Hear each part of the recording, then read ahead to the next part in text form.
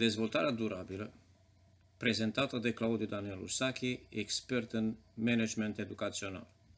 Dezvoltarea durabilă, sustenabilitatea, homeostazia, mediul viabil, ecosistemul sunt termeni bine definiți și explicați în cărțile de biologie de mult timp.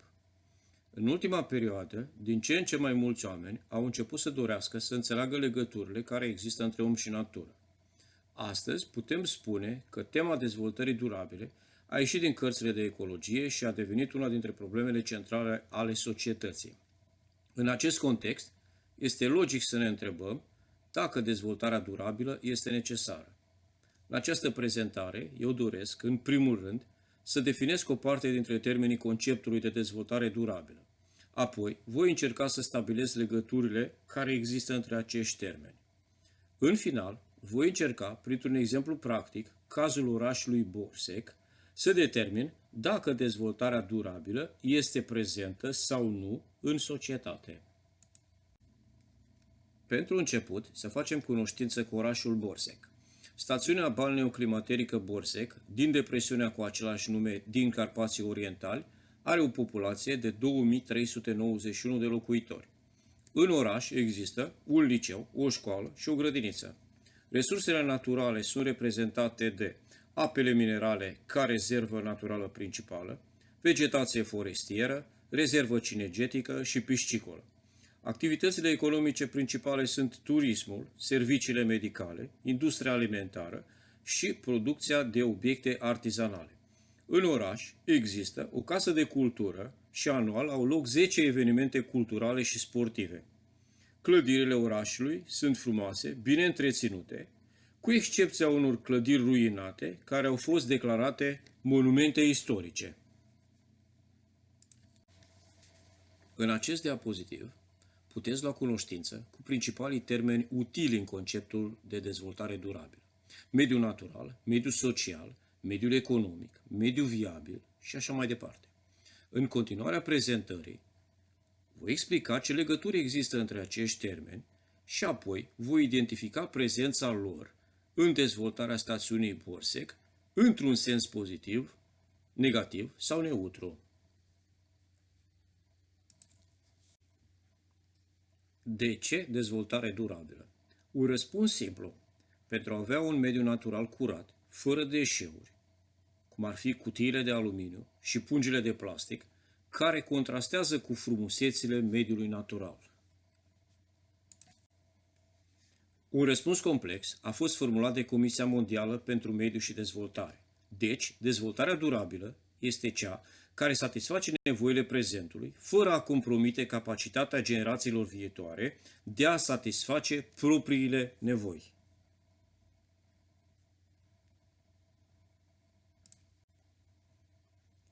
Cele 3 domenii sau medii sunt reprezentate în diapozitiv prin cele 3 rotițe dințate care formează un angrenaj. Ideea este ca cele 3 rotițe, mediul natural, economic și social, trebuie să se dezvolte sinergic. Altfel spus, dezvoltarea unui domeniu trebuie să ajute dezvoltarea celorlalte două. În plus, durabilitatea sau sustenabilitatea poate fi realizată numai prin activități care urmăresc realizarea echilibrului om-natură.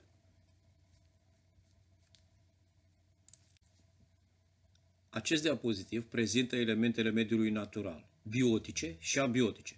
Componentele biotice sau vii sunt speciile care aparțin celor 5 regnuri: procariote, care cuprinde bacteriile, protiste sau primele eucariote unicelulare, cum sunt protozoarele și algele unicelulare, fungii, plantele și animalele. Resursele naturale, fenomenele fizice și fenomenele naturale sunt exemple de componente abiotice sau nevii. Biocenoza este o comunitate de indivizi din specii diferite care ocupă un anumit teritoriu cu anumite condiții de mediu. Între indivizii unei biocenoze se stabilesc mai multe relații, dintre care cele mai importante sunt relațiile trofice. Deci, fiecare biocenoză se caracterizează prin anumite specii conectate între ele prin diferite relații care reprezintă mecanisme de autoreglare a numărului de indivizi. Biocenoza și biotopul său formează un ecosistem. Ecosistemele sunt naturale și artificiale, numite și antropice. În imaginile din acest diapozitiv puteți vedea 5 ecosisteme naturale: delta Dunării, pădurea boreală sau de conifere, deșertul, canionul și reciful de corali. În imaginea acestui diapozitiv puteți vedea câteva ecosisteme artificiale, parcuri și grădini botanice dintr-un mediu urban.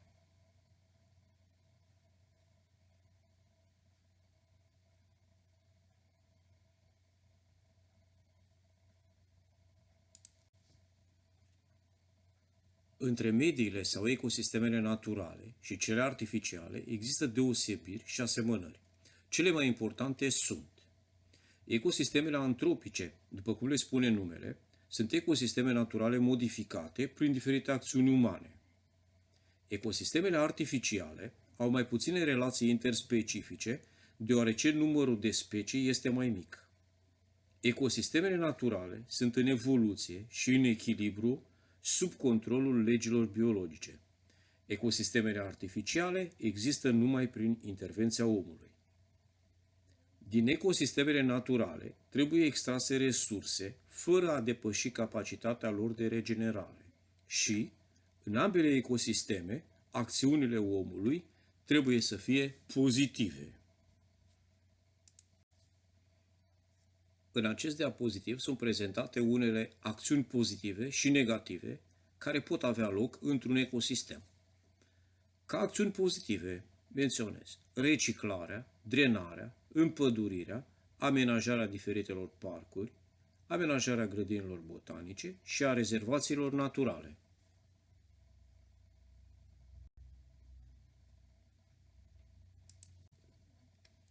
Al doilea domeniu care trebuie să se dezvolte durabil este economia.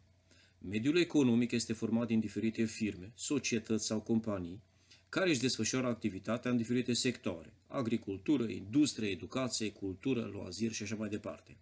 Pentru a putea vorbi de un mediu economic durabil sau sustenabil, dezvoltarea economică trebuie să respecte anumite criterii: eficiență, eficacitate, calitate, respect pentru mediu și așa mai departe.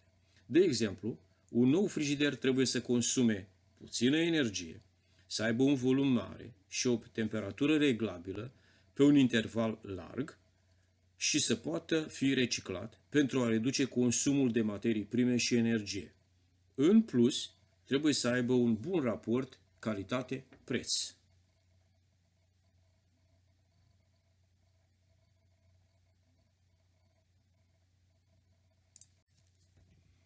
Al treilea domeniu care trebuie să se dezvolte durabil este cel social. Acest domeniu are mai multe subdomenii, pe care le vedeți enumerate în acest diapozitiv. Pentru fiecare subdomeniu, dezvoltarea se face după criterii specifice, administrative și politice. Pentru exemplificare, să analizăm dezvoltarea durabilă în subdomeniul sănătatea populației. Este un adevăr general acceptat că este mai ușor să previi decât să tratezi. În sănătate, putem vorbi de prevenție și de menținerea sănătății, precum și de refacerea sănătății în cazul bolilor. Tot în sănătate putem vorbi de parcuri, rezervații naturale, stațiuni turistice pe de o parte și de spitale, clinici și farmacii pe de altă parte. Deci, este alegerea populației, direct sau prin intermediul politicului, dacă dorește mai multe parcuri sau mai multe spitale. Deci, pentru o populație dată, într-un anumit context, trebuie găsit raportul optim între prevenție și tratament, altfel spus, între activități socioculturale în parcuri sau tratarea bolilor în spitale.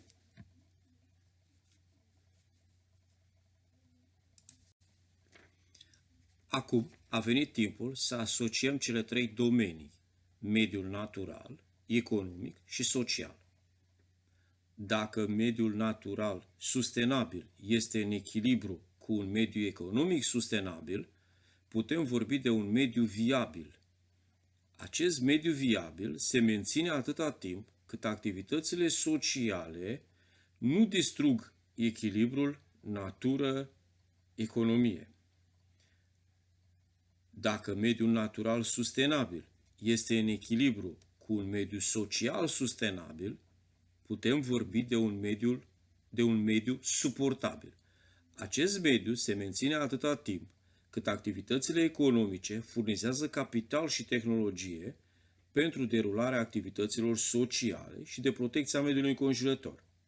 Dacă mediul social sustenabil este în echilibru cu un mediu economic sustenabil, putem vorbi de un mediu echitabil.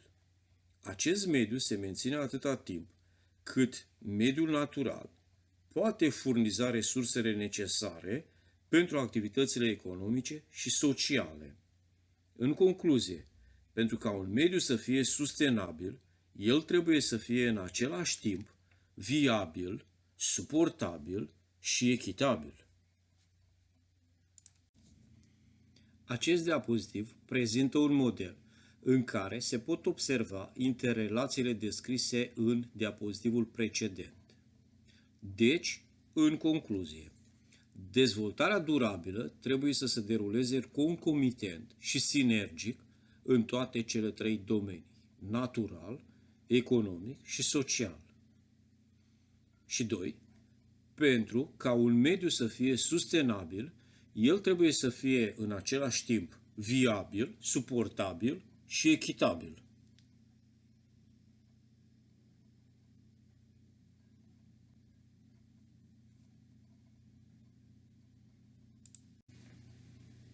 În final, să încercăm să identificăm, în cazul stațiunii balneoclimaterice Borsec, domeniile dezvoltării durabile, să evaluăm acțiunile umane în pozitive sau negative și să concluzionăm dacă dezvoltarea este sau nu durabilă.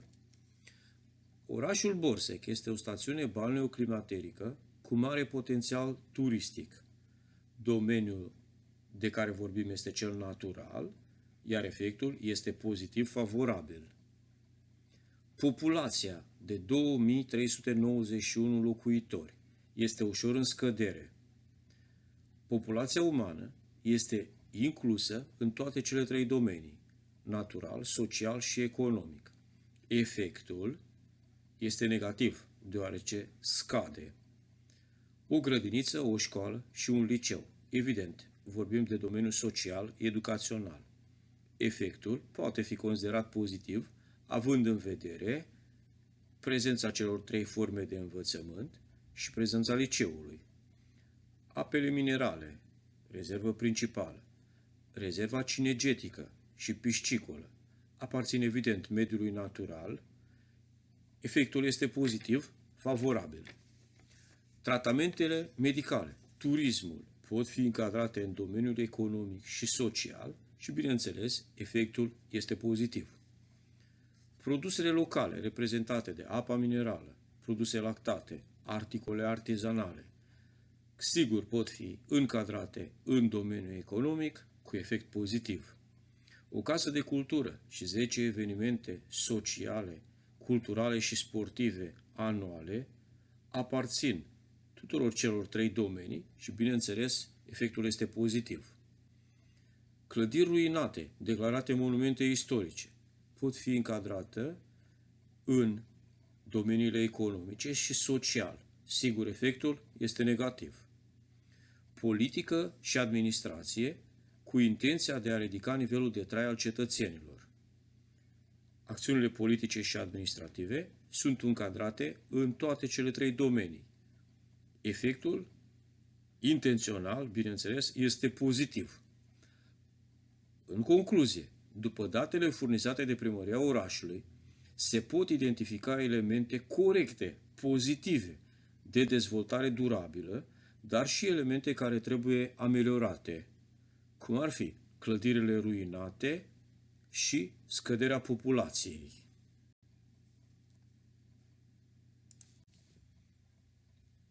Mulțumesc pentru atenție și voi răspunde cu plăcere tuturor întrebărilor privind dezvoltarea durabilă. Încă o dată, mulțumesc!